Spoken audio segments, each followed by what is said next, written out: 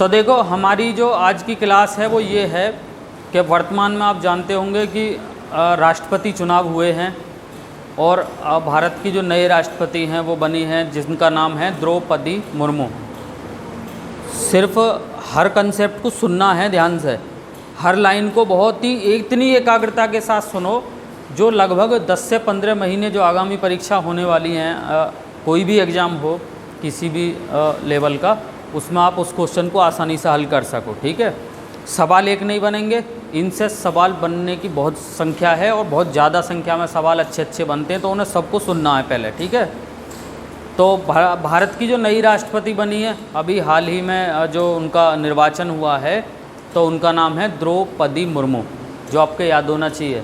ठीक है, साथ के साथ याद रखेंगे कि ये भारत की पहली आदिवासी व्यक्ति हैं जो भारत का राष्ट्रपति बनी है, ये हमें याद होना चाहिए। ये प्रॉपर क्वेश्चन एग्जाम में बनेगा और पूछा जाएगा कि भारत के पहले आदिवासी राष्ट्रपति कौन बने हैं। तो याद रखना, भारत के पहले आदिवासी राष्ट्रपति बने हैं आपके द्रौपदी मुर्मू, याद रखना। इससे पहले ये जानने की ज़रूरत है कि आदिवासी होते क्या हैं, क्योंकि कई बार क्या है कि हमें ये भी जानकारी होनी चाहिए कि आदिवासी होते क्या हैं। तो बहुत ध्यान से सुनना पूरे कंसेप्ट को। ऐसे लोग होते हैं कि इनका अपना एक अलग कल्चर होता है, यानी कि इनकी अपनी अलग एक संस्कृति होती है, ऐसा कह दो हिंदी में। ठीक है, अपना एक रहने का, सहने का, कपड़े पहनने का, ये चीज़ें इनकी बिल्कुल जो सामान्य समाज होता है उनसे बिल्कुल अलग होती है।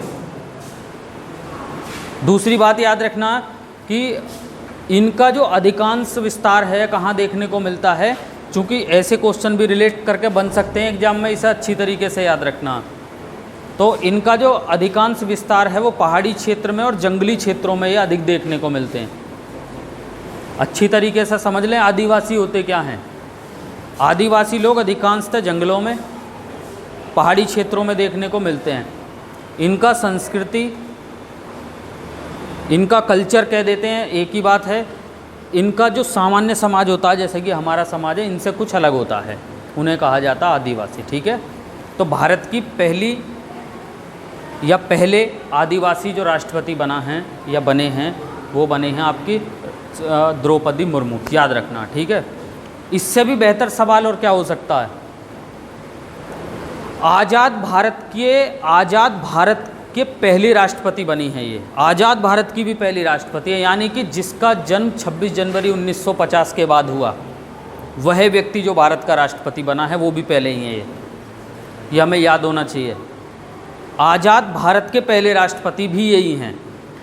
आज़ाद भारत का मतलब होता है 26 जनवरी 1950 के बाद यदि किसी व्यक्ति ने जन्म लिया है और वो भारत के राष्ट्रपति बना हो, तो द्रौपदी मुर्मू ऐसे पहली महिला भी हैं या पहले व्यक्ति कह सकते हैं जो जिनका जन्म आज़ाद भारत में हुआ और वो भारत के राष्ट्रपति बने। यानी कि सवाल ये भी एग्जाम में आपसे पूछा जाएगा कि आज़ाद भारत के पहले राष्ट्रपति कौन हैं, तब भी एग्जाम में आप याद रखेंगे द्रौपदी मुर्मू आज़ाद भारत के पहले राष्ट्रपति हैं।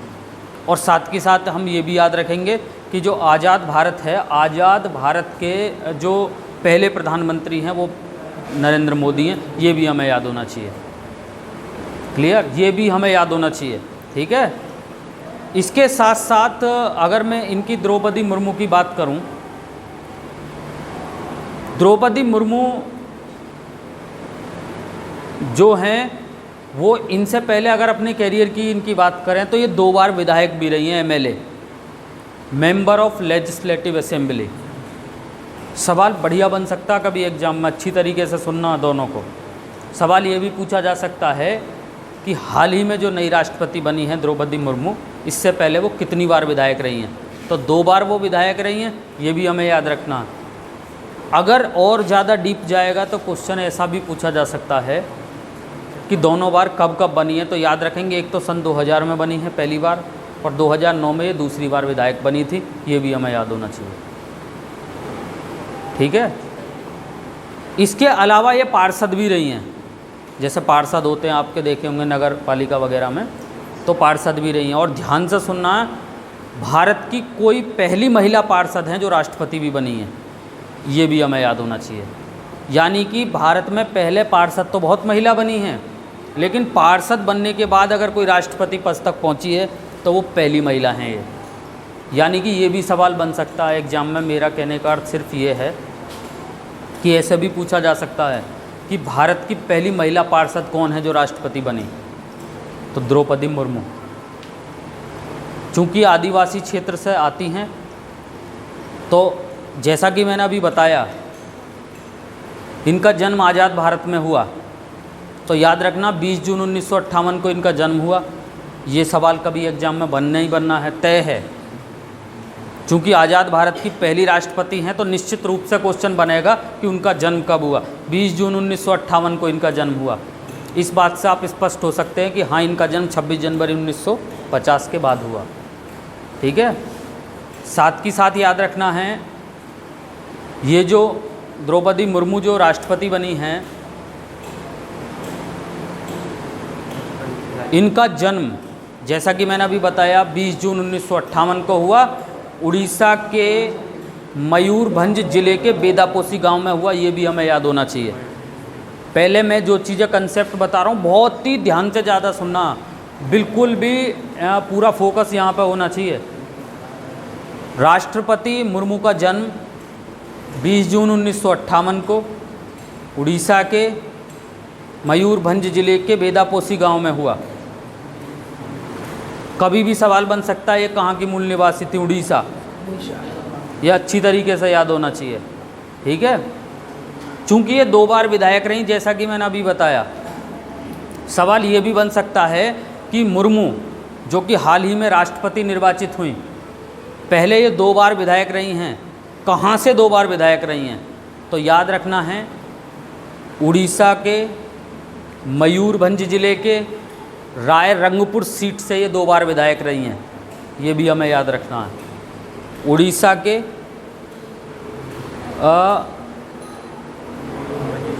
के और कौन सा है वो, मयूरभंज के राय रंगपुर सीट से 2 बार विधायक रही हैं, है ना।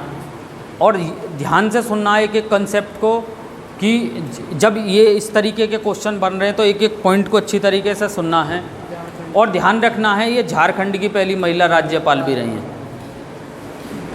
मेरा कहने का अर्थ ये है कि देखिए ये जो सवाल है ना, जैसे कि झारखंड की पहली महिला राज्यपाल रही, ये सवाल आप विश्वास करिए, ये सवाल पूछा जाता कहाँ पे मालूम है? ये सवाल कहाँ पूछा जाता?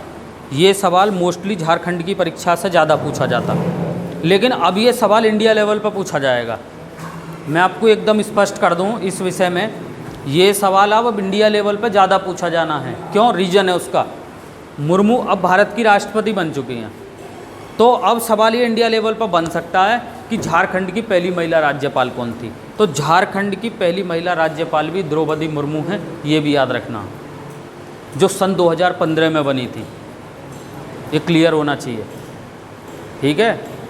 मेरा कहने का अर्थ ये है, तो इसको इस तरीके से भी याद रखेंगे। 2 तरीके के क्वेश्चन याद रख सकते हैं, जैसा कि मैंने अभी बताया।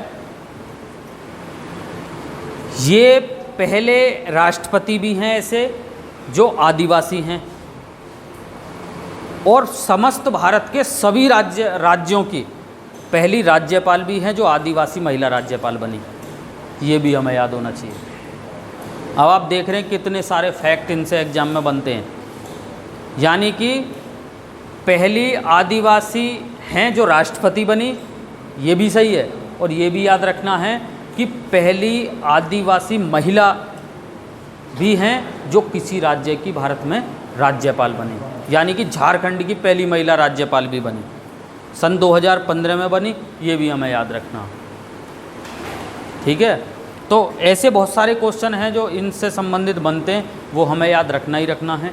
इसके अलावा अगर मैं बात करता हूँ, बहुत शानदार सवाल हो सकता है।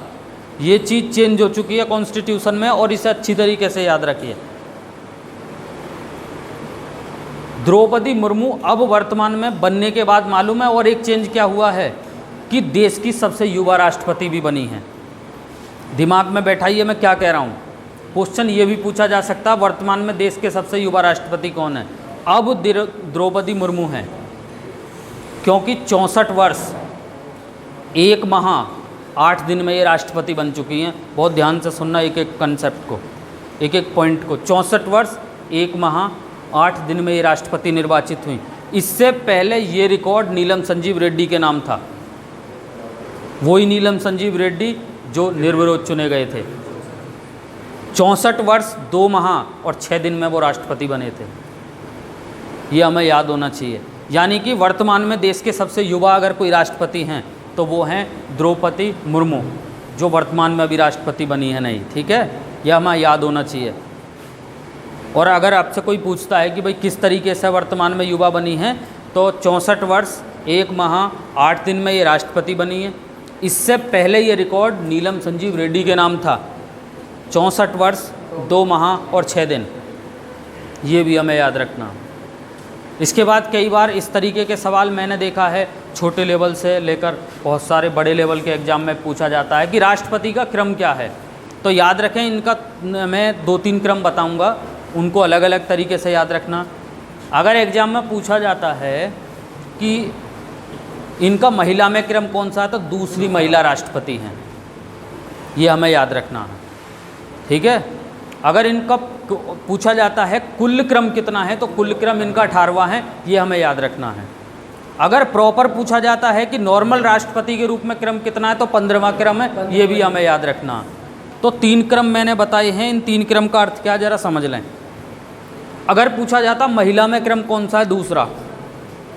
अगर पूछा जाता कुल क्रम कौन सा, 18वां, क्योंकि 3 कार्यवाहक राष्ट्रपति भी रहे। अगर हम कुल क्रम देखें तो 18वां है। और अगर राष्ट्रपति के रूप में क्रम देखें तो फिर 15वां क्रम है। ये भी हमें याद होना चाहिए। ठीक है। तो जो एक एक फैक्ट इनसे बनते हैं उन्हें अच्छी तरीके से याद रखेंगे।